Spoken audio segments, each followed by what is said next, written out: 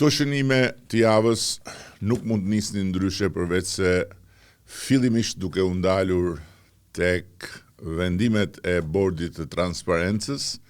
i cili është vënë në lëvizje për të reflektuar impaktin e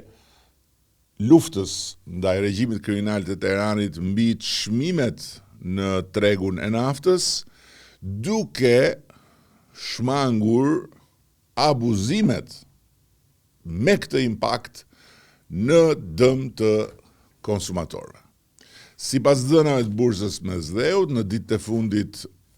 pati një ulje të çmimeve në produkteve kryesore të naftës dhe në përputhje me këtë zhvillim, Bordi i Transparencës reflektoi menjëherë edhe uljen e çmimit në vend, duke bërë atë që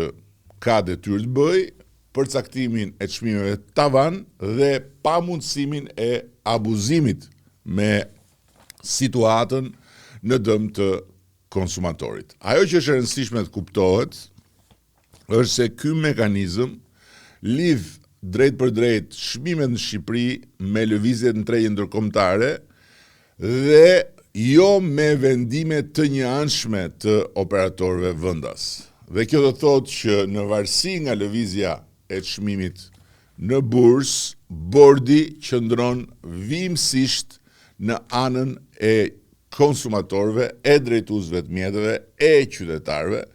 dhe ruan kufit e qartë mes çmimit të rritur objektivisht si rezultat i lëvizjes në tregun ndërkombëtar, prej ku edhe importohet nafta në Shqipëri, dhe nga ana tjetër abuzivizmit që në këto raste, nëse gjen shesh, bën gjithmonë për shesh. E theksoj edhe një herë, bordi nuk vendos çmimin e naftës arbitrarisht, nuk ul çmimin e naftës duke vënë në rrezik vetë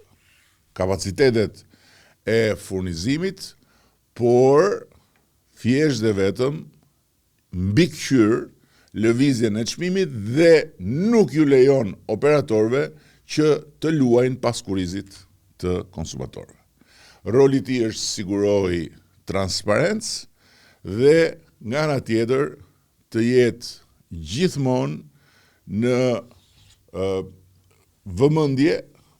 për të mos lejuar edhe shkelje të vendimeve të tij, të cilat pastaj shoqërohen me masat menjëhershme deri në pezullimin e aktivitetit për operatorët që nuk respektojnë rregullat. Deri tani duket se gjithçka funksionon ashtu siç duhet, por do të bëjmë çmos që deri në përfundim të kësaj situate që nuk varet as pak nga ne, gjithçka të jetë transparente dhe asgjë e tepërt të mos cënojë konsumatorët.